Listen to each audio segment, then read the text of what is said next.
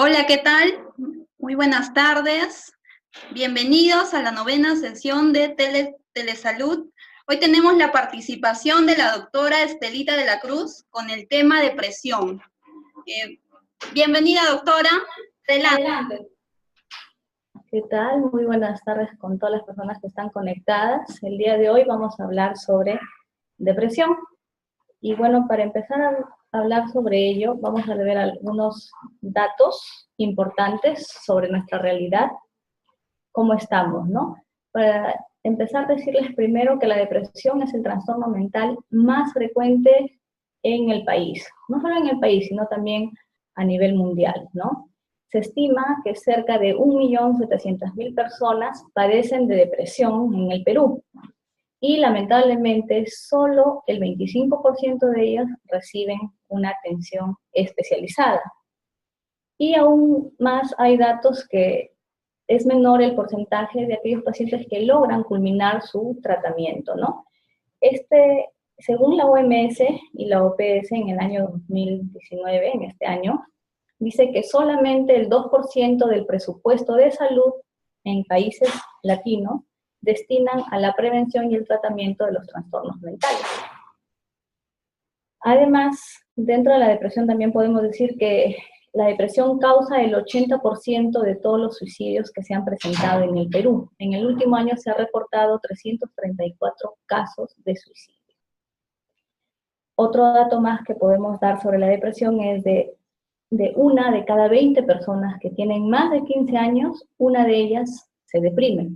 De 20 personas que tienen un episodio de depresión, una de ellas intenta suicidarse.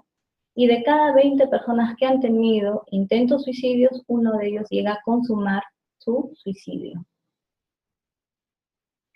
Este es un gráfico que quiero mostrar para ver el impacto que tiene la enfermedad y la importancia para no subestimar. Vemos acá un gráfico que este es un reporte de la carga de enfermedad en el Perú que ha sido dado por el MINSA, un reporte del 2012. Vemos acá en este cuadro, como ustedes ven acá en segundo lugar, la depresión unipolar, seguida de otros accidentes de tránsito, por ejemplo, ¿no? Y en primer lugar están las infecciones de vías respiratorias bajas. ¿Qué quiere decir esto?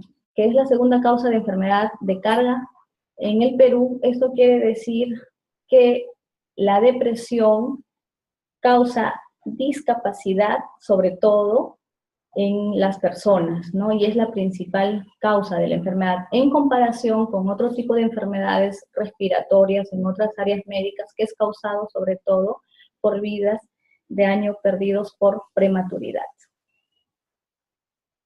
Por lo tanto, se hizo un pronóstico de la depresión por la OMS para el año 2020 y aún así continúa, ¿no? Que será la segunda causa más importante de incapacidad y muerte de todas las enfermedades mentales.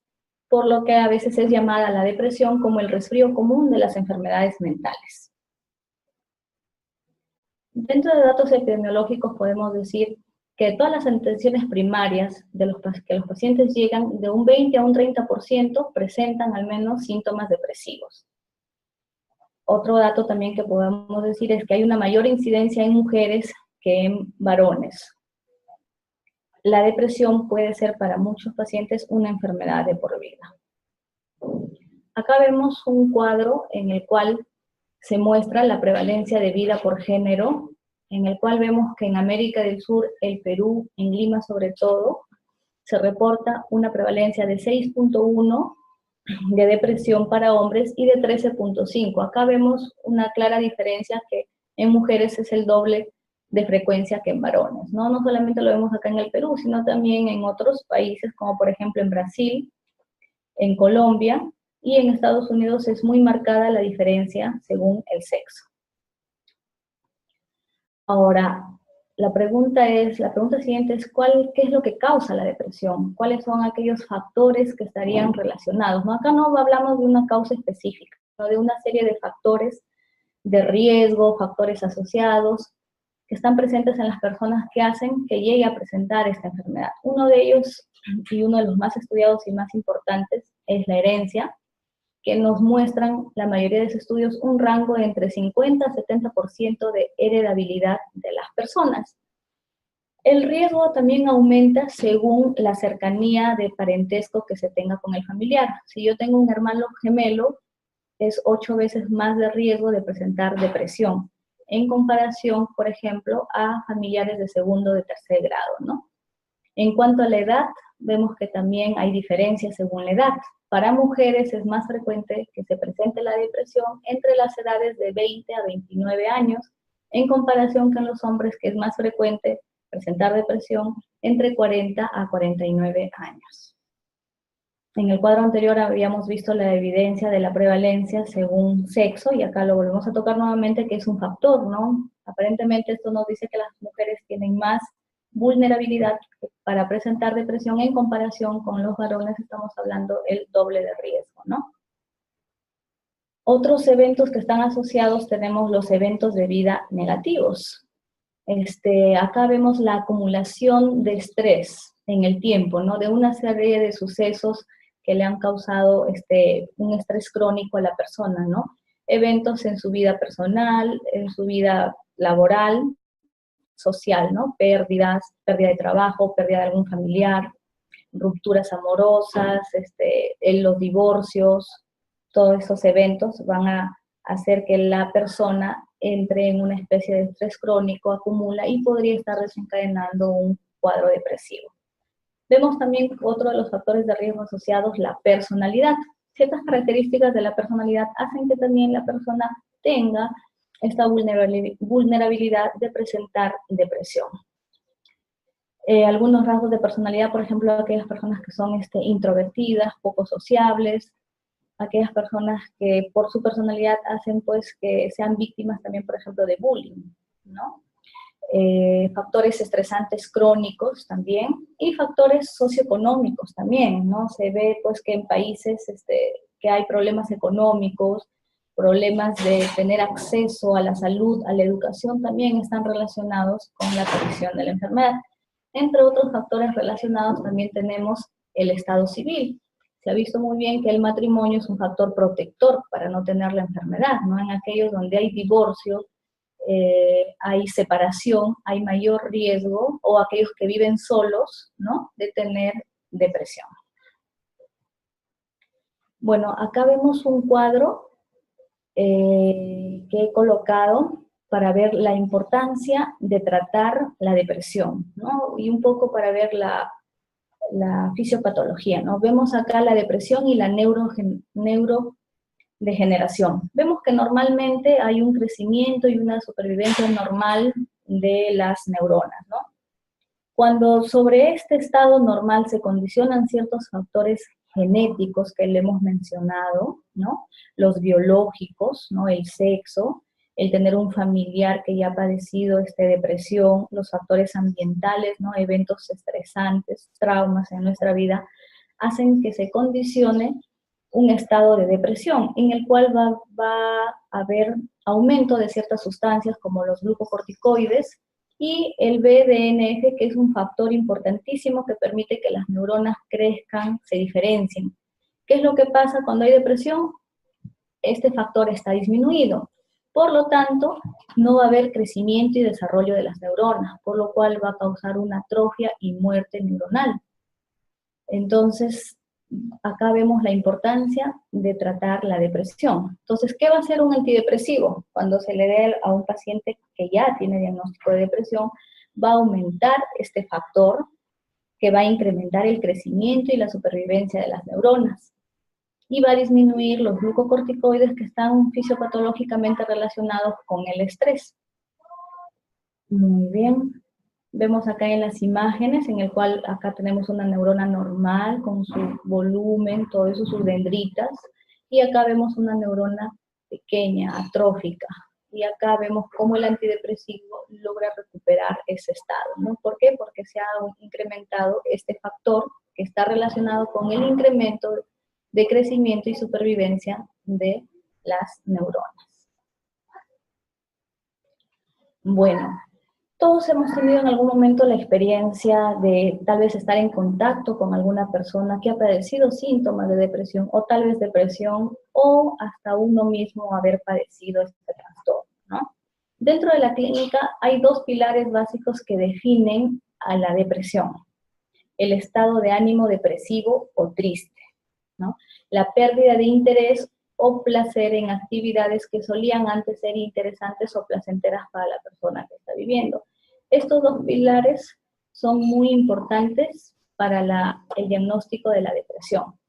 Sumado a esto tenemos la poca energía, la fatiga, alteraciones tanto en el sueño como en el apetito, puede estar aumentado, disminuido. También tenemos múltiples síntomas somáticos, que más adelante vamos a definir algunos. También tenemos que, como la persona está padeciendo por estas alteraciones, pues le va a causar una dificultad en su funcionamiento cotidiano, ¿no? En su vida rutinaria, en su vida cotidiana, en el ámbito personal, en el ámbito familiar, en el ámbito social, educativo, ocupacional o de otro tipo, ¿no? Entonces vemos acá que según la clínica es básico, es simple, ¿no? Hacer estas preguntas para nosotros poder detectar una depresión.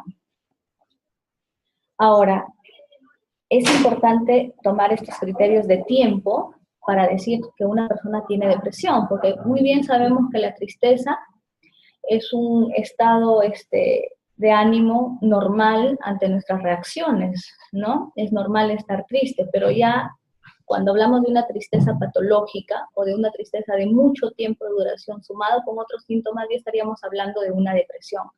Ahora, ¿qué criterios también tenemos que tener en cuenta para decir que ya es una depresión, un trastorno depresivo? Que tiene que tener por lo menos los síntomas antes mencionados una duración mínima de 2 semanas. Deben ser persistentes, es decir, la mayor parte lo tiene que presentar la mayor parte del tiempo. Y también cuando se le pregunta por el día, la mayor parte del día estas personas tienen este ánimo depresivo, no disfrutan sus actividades, tienen poca energía y el resto de síntomas mencionados, ¿no? Entonces, esto es importante para nosotros poder distinguir cuando se trata de una tristeza no patológica.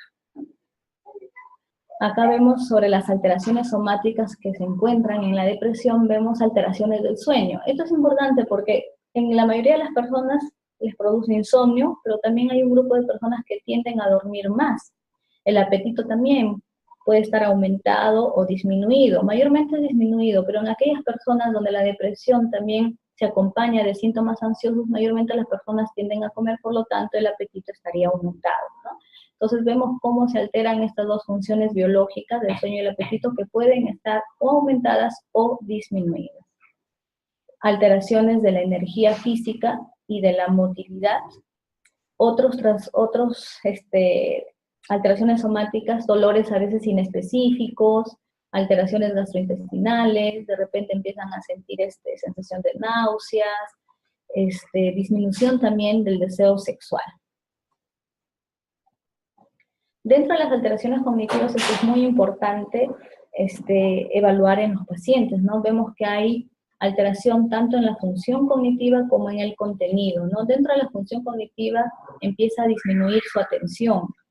De repente las personas les hablan, no escuchan, están en otra parte, están atendiendo, ¿no? Otras situaciones en las cuales son importantes para ellos, se distraen mucho, la memoria también baja, ¿no? No logran retener algunas cosas, por más que hacen ellos intentos, por ejemplo, no lo logran hacer, están disminuidas estas dos funciones. Dificultad para planear y tomar decisiones. Esto es muy marcado en ellos, ¿no? De repente empiezan a tener mucha indecisión y no pueden planificar o resolver también un problema, ¿no? Alteraciones también del contenido. Hay muchas ideas de culpa. Frente a un suceso, algún evento, lo primero que hacen las personas es responsabilizarse ese evento, ese problema, ¿no? Hay muchas ideas de culpa. Hay mucha minusvalía, hay mucho pesimismo, empiezan a tener ideas de muerte, ideas de suicidio, ¿no? A veces, dentro de la depresión pueden darse también ideas delirantes, ¿no? Que no van de acuerdo a su realidad. Muy bien, tenemos acá el criterio de interferencia con el funcionamiento, ¿no? Esto es importante, lo que les hablaba, aparte de tener los síntomas cardinales básicos, sumado a otros síntomas de depresión, también vemos de cómo se ve alterado la funcionalidad de la persona. vemos que puede causar mucha interferencia con su vida normal, dejan de hacer sus actividades laborales, dejan de reunirse con sus amigos, ¿no? Vemos ahí la interferencia con las relaciones interpersonales, sociales, vemos que también impacta su vida académica o laboral, y interferencia también con su salud en general.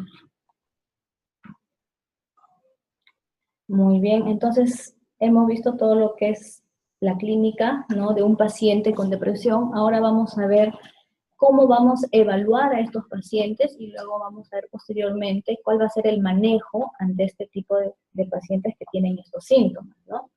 Dentro de la evaluación, primero vamos a ver cómo se diagnostica una persona con depresión.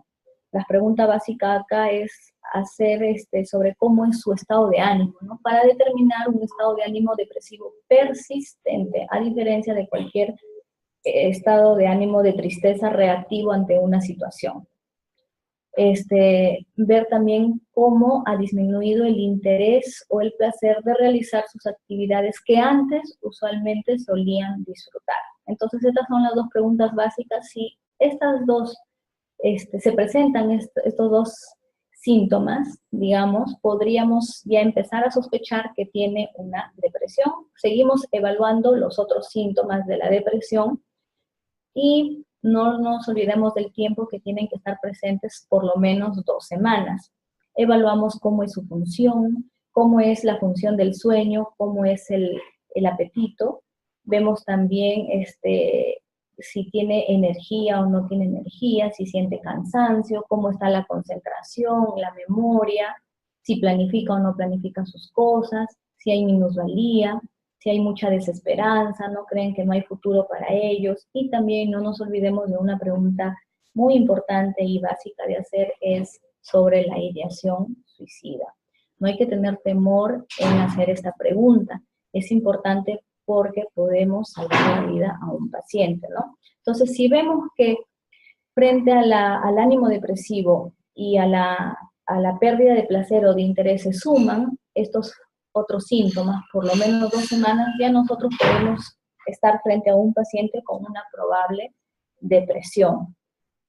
Entonces, hay que seguir evaluando y acá hacemos una pregunta básica, ¿no? ¿Tiene la persona considerable dificultad en el funcionamiento diario y vemos que se ha afectado su funcionabilidad? Ya estamos sospechando de una depresión, ¿no? ¿Qué es lo que pasa si en la evaluación nosotros encontramos síntomas psicóticos, que la persona empieza a manifestar, que escucha voces, que tiene delirios, ¿no? A decir, digamos, incoherencias, cosas que no van de acuerdo con la realidad, empiezan a decir algunos otros síntomas como que ven sombras, hay que derivarlo inmediatamente al especialista, porque ya estamos hablando de otros síntomas que necesita ser evaluado por un especialista.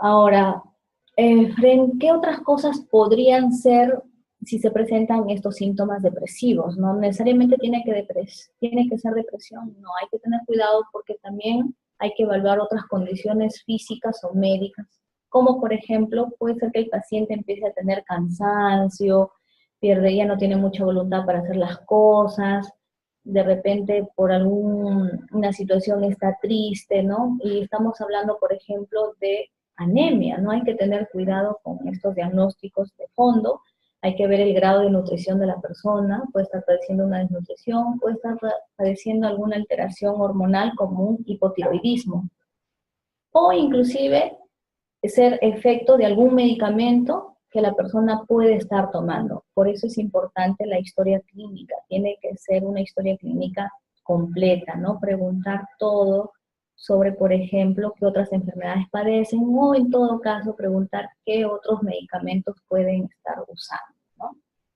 Entonces, esas serían las otras explicaciones si es que se llegaran a presentar algunos síntomas depresivos que pueden ser explicados por estas condiciones físicas o médicas, ¿no? Además, si no cumplen el tiempo que se ha dicho, o si estuviesen cumpliendo el tiempo, también puede ser un estado reactivo o un trastorno de adaptación, en el cual, por ejemplo, puede ser el fallecimiento de un ser querido, una pérdida laboral o un despido laboral, una situación de divorcio, separación, o simplemente cuando la relación va muy mal, pérdidas ante un desastre natural, ¿no? Lo que últimamente hemos tenido por acá, huaicos, inundaciones, incendios, en el cual las personas pierden a un ser querido o pierden su casa, ¿no? Es normal entrar en un estado, digamos, depresivo ante este evento que en menos de 6 meses se va resolviendo. No estamos hablando de un trastorno de adaptación. Cuando ya estos síntomas persisten por más de 6 meses y la persona en vez de mejorar empeora, ya estaríamos hablando de un episodio, de un trastorno depresivo. Ahora, ¿qué otras explicaciones también podrían ser? Hemos visto en lo anterior otras condiciones médicas, hemos visto también que pueden ser trastornos de adaptación frente a un evento, pueden ser también otros trastornos psiquiátricos, como por ejemplo el trastorno bipolar, ¿no es cierto? Cuando una persona va con síntomas depresivos, hay que evaluar dentro de su historia de vida si es que anteriormente ha presentado algún episodio de manía o de hipomanía. Hay que evaluar también la presencia de consumo de sustancias psicoactivas. Dentro de nuestro medio, lo más frecuente, el consumo de alcohol, consumo de marihuana, consumo de cocaína, consumo de tabaco. Ahora, ¿cómo nosotros evaluamos para ver si es que la persona también presenta un episodio de manía? Vamos a ver que la manía se caracteriza por estos síntomas, ¿no? Es todo lo contrario a la depresión. Acá todo está exaltado, todo está aumentado. En este caso tiene el estado de ánimo muy elevado o muchas veces está muy irritable, ¿no? Tiene una disminución de la necesidad del sueño. Estas personas, como están muy activas, tienden a disminuir, a reducir sus horas de sueño y al día siguiente ellos están activos, no están cansados. Esta es la característica de un episodio de manía, ¿no? Tienen mayor actividad, tienen mucha energía, la persona habla demasiado con gran rapidez, ¿no? Vemos que su pensamiento, digamos, está muy acelerado. Tienen también comportamientos impulsivos, imprudentes, como por ejemplo empiezan a gastar mucho dinero, empiezan a tomar decisiones muy importantes de su vida sin llegar a reflexionar. También tienen, por ejemplo, pérdida de inhibiciones sociales normales que dan lugar a comportamientos inapropiados a veces, ¿no? Se distraen muy fácilmente y muestran inclusive ideas de grandeza también. Muy bien, hasta ahí hemos visto más o menos cómo sería el diagnóstico de un trastorno depresivo. Evaluar, por ejemplo, la presencia que se ha causado esos síntomas por alguna enfermedad física. Y ahora vamos a ver cuál es el manejo en general de este tipo de pacientes.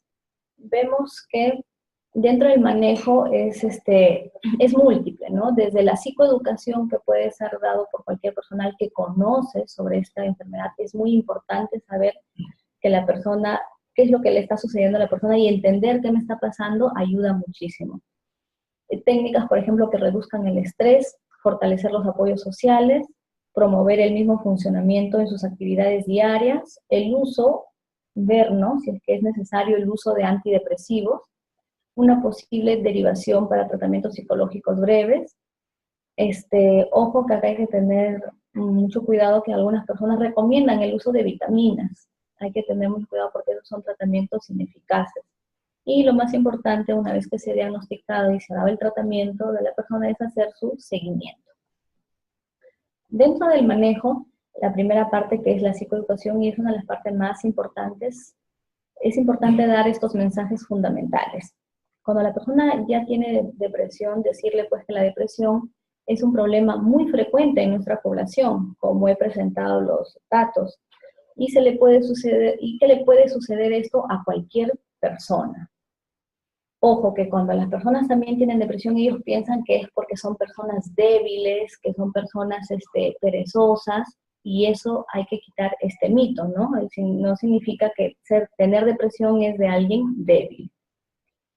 Hay que tener cuidado con las frases que la mayoría usan en personas que están cursando con estos síntomas. ¿Qué te dice algún familiar, algún amigo? Tú puedes controlarlo, tú eres fuerte, eso solamente depende de ti, ¿no es cierto? Entonces hay que tener cuidado con estas frases porque estas frases no ayudan a las personas. Estas frases obedecen a que el trastorno que está padeciendo no es algo visible, ¿no? A diferencia, por ejemplo, con una lesión, como una fractura, que sí son visibles. Hay que tener cuidado porque existe la idea errónea de que las personas con depresión pueden controlar fácilmente sus síntomas mediante la simple fuerza de voluntad, ¿no? Como eso depende de ellos. Y eso, como hemos visto, tiene una fisiopatología, eso es incorrecto. No depende de ellos, ¿no? Dejar de sentirse triste o empezar a sentir disfrute o placer por las cosas no es una decisión, eso es un síntoma de la enfermedad. Las personas con depresión pueden tener una situación actual muy difícil, pero la depresión puede causar, por ejemplo, pensamientos injustificados de desesperanza y falta de valor. Eso también hay que evaluarlo bien con las personas, ¿no? Decir que sí se entiende el problema que está pasando, los síntomas que tienen, pero que no necesariamente les tiene que llevar a una situación de desesperanza, a una situación de fatalidad, a una situación en la cual ellos podrían acabar con su vida. Y hay que tener cuidado cuando se detecten ideas de autolesión, ideas de suicidio. Lo más importante cuando se detecta esto en las personas que tienen depresión es decirles que ellos no pueden actuar solos, lo que tienen que hacer es encontrar a una persona de confianza, una persona que le brinde el apoyo para que reciba ayuda inmediatamente cuando aparezcan estas ideas. ¿Qué más podemos hacer ante el manejo? Una vez que se ha psicoeducado sobre el paciente, inclusive dentro de la psicoeducación se le tiene que explicar qué es la enfermedad, en qué consiste, cuáles son los síntomas y cuál es el manejo también para que ellos puedan entender, ¿no? Otra de dentro del tratamiento tenemos la reducción del estrés y fortalecer el apoyo social también. Evaluar la existencia de factores estresantes asociados a la depresión. Esto es importante evaluarlo en compañía, no solamente de la persona misma, sino también con los familiares, para hacer que la persona mejore, ¿no? Algunas situaciones económicas, algunos problemas indirectos, por ejemplo, de la familia, que podrían estar agobiando al paciente, es importante de manejo familiar. Hay que reactivar las redes sociales en la familia. Por ejemplo, reuniones de la familia, que vuelva a visitar a los vecinos, que se incorporen algunas actividades que antes solía participar, ¿no? Deportivas, algunas reuniones o actividades también, por ejemplo, en cuanto a su religión, ¿no? En la iglesia a veces realizan actividades y es importante que la persona se reincorpore a estas actividades.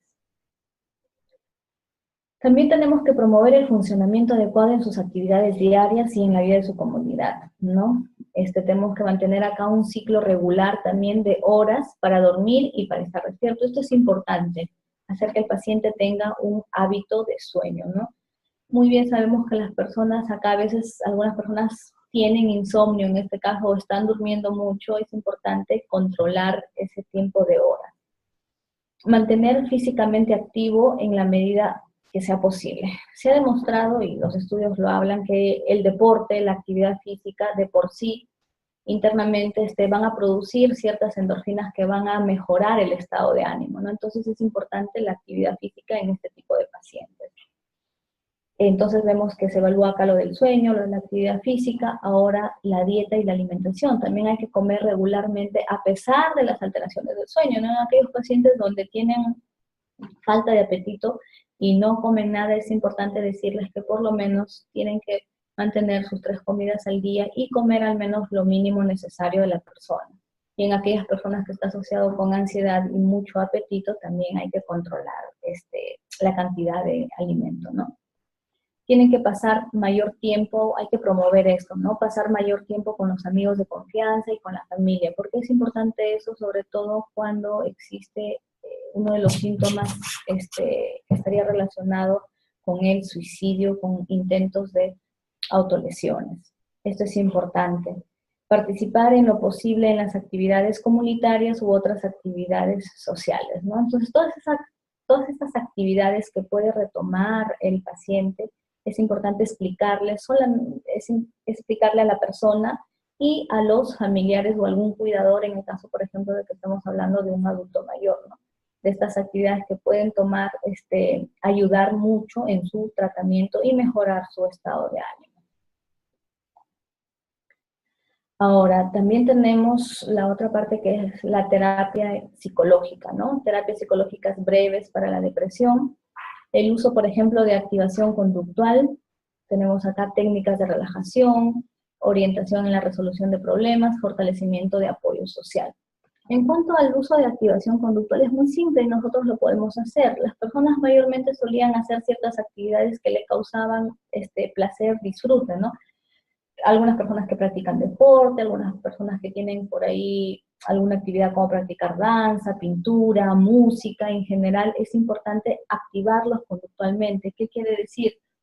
Se les pide a las personas que realicen estas actividades a pesar de que no existan las ganas de hacerlo. ¿Para qué? Para que una vez que inicien su actividad, más o menos ellos se empiezan a empezar a disfrutar cuando ya hayan iniciado la actividad. Por eso se le llama activación conductual y esa es una de las pautas básicas que se le puede indicar. Técnicas de relajación, técnicas, por ejemplo, de respiración, la orientación para la resolución de problemas.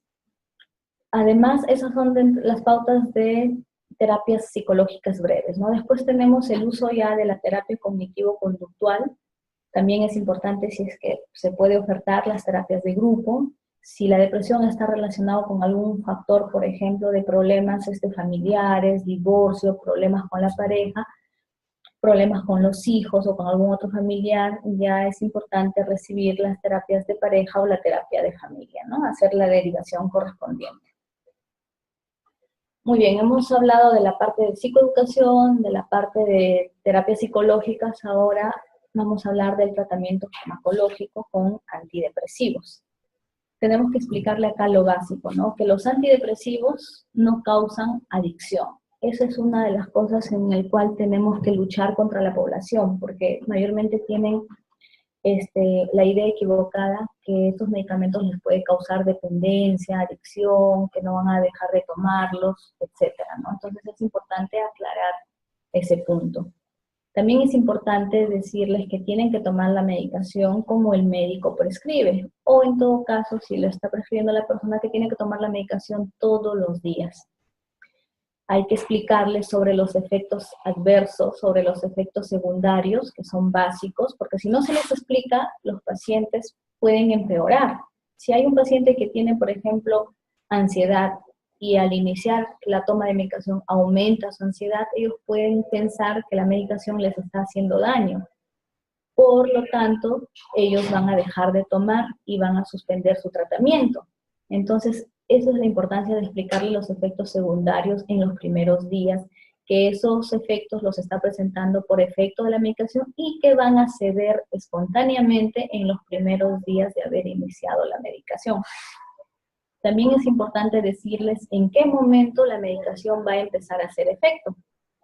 Porque hay algunos que toman un día, 2 días y ya quieren que se les desaparezca la depresión. Quieren estar bien, quieren incorporarse en sus actividades, lo cual eso no se va a dar de forma inmediata. Los antidepresivos tienen un tiempo en el cual empiezan a hacer efectos. Mayormente hablamos de un promedio entre 4 a 6 semanas que puede hacer efecto un antidepresivo. Entonces hay que educar bien sobre este tiempo a las personas. Hay que comenzar mayormente con un solo medicamento y usualmente se va a iniciar con las dosis más bajas para disminuir los efectos adversos y también en el caso de que haya personas sensibles o alérgicos inclusive a este medicamento. Ahora, los medicamentos antidepresivos, ¿cuánto tiempo se tiene que tomar? Esto también es importante mencionarlo. En promedio se habla que los pacientes tienen que tomar la medicación por lo menos de 9 a 12 meses, ¿no? Ahora actualmente se está hablando en promedio de 1 año después de remitir los síntomas. Este tiempo también es importante. ¿Por qué? Porque los pacientes empiezan a tomar la medicación, empiezan a sentir mejoría al segundo o tercer mes y se fueron los síntomas, me siento mejor, voy a dejar la medicación. Lo cual sabemos que eso es en la fase aguda hasta empezar la fase de mantenimiento. Tenemos que explicarle a los pacientes que no, que tienen que culminar su tratamiento de 12 meses. Se le puede dar un ejemplo paralelo con los antibióticos, ¿no? Que mayormente lo recetan por 7 a 10 días, y nosotros tenemos que decirles que tienen que culminar, así como culminan su tratamiento con antibióticos, que es importante, también tienen que culminar acá su tratamiento con los antidepresivos de por lo menos un año. Ahora, acá vamos a ver dos cuadros básicos en el cual he colocado los antidepresivos más comunes y que están a nuestro alcance para poder iniciar, ¿no? Y no tener temor de iniciar un tratamiento con un medicamento básico, ¿no? Vemos acá la amitriptilina, que es uno de los medicamentos que a veces están a nuestro alcance y no tenemos otro tipo de antidepresivo, digamos, ¿no? La amitriptilina es un antidepresivo tricíclico, su uso es muy importante, pero hay que tener cuidado con usarlo, ¿no? Cuando no se tiene al alcance otros antidepresivos.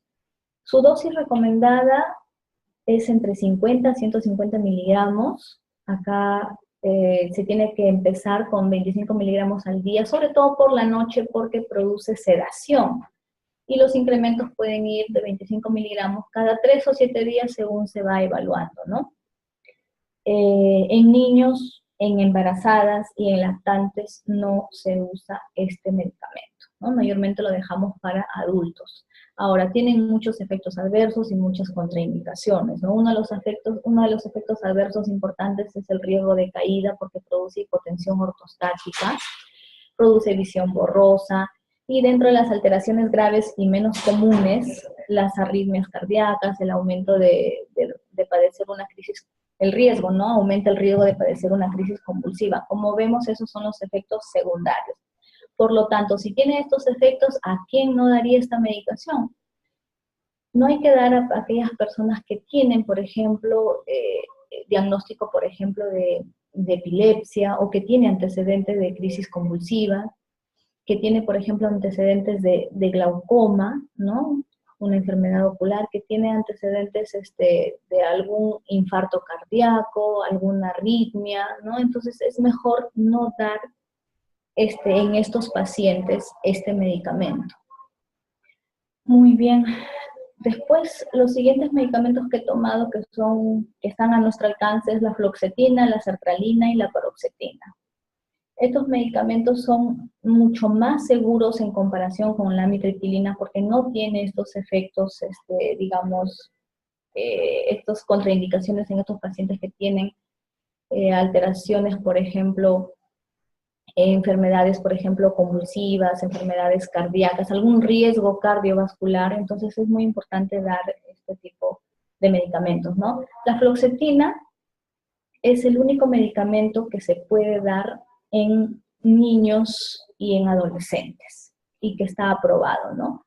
Que es seguro. Ahora, en embarazo y en lactancia no es recomendable, salvo que no hay otro medicamento y clínicamente la persona lo necesite. Eso sí, está contraindicado en el primer trimestre del embarazo, la fluoxetina y el resto de medicamentos, ¿no? La dosis recomendada de fluoxetina es de 20 a 80 miligramos al día. Siempre se suele iniciar con dosis bajas, como se dijo en un inicio, para disminuir los efectos comunes. Luego, seguir aumentando por semana, hacer los aumentos de 20 miligramos hasta una dosis máxima de 80 como máximo. Usualmente la fluoxetina, la sertralina y la paroxetina se suele dar por la mañana, ¿no? Salvo que le produzca sedación al paciente y se le da en la noche. Mayormente producen insomnio estos medicamentos. Ahora, en adolescentes y en niños se comienza con 10 miligramos al día, a aumentar 20 miligramos por día si no hay una respuesta en 6 semanas, y como máximo en comparación con el adulto se usa hasta 40 miligramos. Dentro de los efectos adversos comunes pues es sedación, insomnio, cefalea, mareos, molestias gastrointestinales, ¿no? Sensación de náuseas, ardor gástrico, va a alterar el apetito y la disfunción sexual. Disminuye la libido sexual, hay anorgasmia en las mujeres. Muy bien. Y dentro de las alteraciones graves que son poco comunes, es en aquellas pacientes que tienen alguna alteración, algún trastorno de la coagulación y usan aspirina, hay que tener cuidado el uso de fluoxetina, ¿no? Muy bien. ¿Qué contraindicaciones también tenemos acá? Hay que tomar precauciones cuando se trata de personas con antecedentes también de crisis convulsivas. Dentro de las interacciones hay que evitar la combinación con la warfarina porque puede aumentar el riesgo de hemorragias. Va a aumentar las concentraciones del antidepresivo tricíclico si se está usando amitriptilina, de antipsicóticos y de beta bloqueadores. Hay que tener cuidado si el paciente ya usa otros fármacos, ¿no? Muy bien, y hay que monitorizar la ideación suicida en niños y adolescentes. Está relacionado el uso de antidepresivos con la ideación suicida, más no con el acto suicida. Acá también tenemos la sertralina y la paroxetina.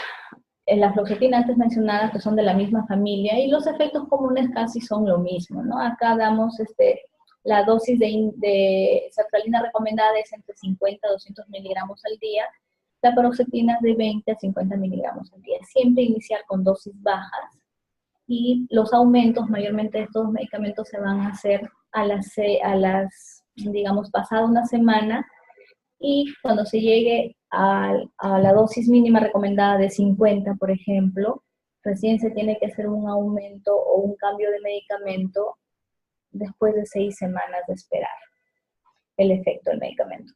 Ahora, en embarazo y en lactancia, siempre es de sumo cuidado su uso. No en el primer trimestre, y en el resto de trimestres del embarazo o la lactancia hay que ver riesgo-beneficio. Si tenemos, por ejemplo, una gestante con una depresión severa, con síntomas ansiosos, y descuida, por ejemplo, la salud de su hijo, su propia salud, acá vemos que es importante, por ejemplo, se tiene que iniciar tratamiento con algún antidepresivo, ¿no? En este caso, por ejemplo, puede ser la sertralina. No hay que tener temor en iniciar. Eso sí, hay que tener también cuidado con la lactancia, ¿no? ¿Qué es lo que le puede pasar al lactante si es que está recibiendo sertralina, paroxetina? Mayormente les produce irritabilidad y sedación. Entonces es importante, hay que disminuir la dosis en la persona que está dando el lactar hasta mejorar los síntomas, ¿no? Muy bien, acá vemos una serie de interacciones importantes de la sertralina y paroxetina, sobre todo relacionados, por ejemplo, con la warfarina, aquellos pacientes que tienen un trastorno de coagulación, ya que puede aumentar el riesgo de hemorragias. Y siempre hay que monitorizar la ideación suicida en todos estos medicamentos, y hay que también monitorizar en los controles siguientes la aparición de un estado hipomaníaco o maníaco, porque estaríamos hablando de que la persona desencadena un episodio maníaco, hipomaníaco con el uso del antidepresivo. Entonces estaríamos sospechando de un trastorno. Ahora, hay que tener muchas precauciones con el tratamiento farmacológico, ¿no? Como digo acá, que se puede desencadenar un episodio maníaco, ¿no es cierto? No combinar el medicamento con otros antidepresivos. Hay que tener mucho cuidado el uso de antidepresivos. Hay que esperar un tiempo, digamos, de 1 a 2 semanas después de retirar el antidepresivo para iniciar el nuevo antidepresivo, si es que no ha habido respuesta. Los antidepresivos, como he mencionado anteriormente, pueden aumentar la ideación suicida, especialmente en los adolescentes y los adultos jóvenes. Muy bien, hay que tener cuidado ahora en las poblaciones vulnerables, ¿no? En los grupos especiales de la población, por ejemplo, en adolescentes de 12 años o más, hay que tener mucho cuidado. Por ejemplo, si los síntomas persisten o empeoran a pesar de las intervenciones psicosociales que se ha hecho, hay que administrar, por ejemplo, el único antidepresivo que está aprobado, que sería la fluoxetina, ¿no? Ningún otro medicamento mencionado se le tiene que estar indicando a un paciente de esa edad. Ahora, si se receta fluoxetina, hay que pedirle al adolescente que regrese semanalmente, por lo menos durante el primer mes, para vigilar la aparición de ideas suicidas. En el embarazo o la lactancia, en el primer trimestre, no usar antidepresivos. Y en los trimestres posteriores y en la lactancia, evaluar riesgo-beneficio, ¿no? Hay que utilizar la dosis eficaz mínima para los pacientes, y sobre todo poner énfasis en las intervenciones psicológicas para este tipo de pacientes. Si la mujer está amamantando, también hay que evitar la medicación antidepresiva de acción prolongada como la fluoxetina. Y en este caso de que sea digamos, una depresión con una ideación marcada y, digamos, sea un embarazo de mucho riesgo, es mejor consultar con un especialista. Muy bien, ahora vemos en adultos mayores, hay que evitar recetar la amitriptilina, como hemos visto, por el riesgo cardiovascular que existe. Las personas con enfermedades cardiovasculares no tienen que recibir este medicamento, ¿no? Ahora, ¿qué pasa con los adultos con pensamientos o planes suicidas, ¿no? Se ha mencionado que los inhibidores, los medicamentos que se han mencionado, la fluoxetina, la paroxetina o la sertralina, son de primera opción. La sobredosis de un antidepresivo tricíclico como la amitriptilina puede ser mortal. Muy bien, siempre vamos a evaluar acá el riesgo inminente de autolesión o de suicidio. Pide a las personas que se ocupen, las personas que están apoyándola, todo eso, que se ocupen de guardar y de vigilar el tratamiento, porque las personas pueden tener la inyección suicida y pueden tomarse todos los medicamentos intentando suicidarse, ¿no? Es importante eso, que alguien vigile la medicación y que haga un seguimiento, ¿no? Inclusive que sea la persona quien dé el tratamiento. Muy bien, hemos visto el manejo. Ahora, una vez que se ha diagnosticado, que se le ha empezado el tratamiento, lo último ya, y para terminar, es el seguimiento de las personas con un trastorno de depresión. Lo primero que tenemos que hacer es educarlas y alentar de que tienen que terminar el tratamiento, así no tengan síntomas, y que tienen que completarlo por lo menos por un periodo de 9 a 12 meses. Es importante una evaluación semanal durante los primeros meses y luego ya citas trimestrales. Se debe realizar el seguimiento a las personas hasta que ya no tengan los síntomas de depresión, y que cuando se retire la medicación, pues por lo menos se tiene que retirar en un espacio de 4 semanas. Y hay que vigilar a las personas por si presentan una recurrencia o una recaída. Muy bien, hemos terminado, eso sería todo.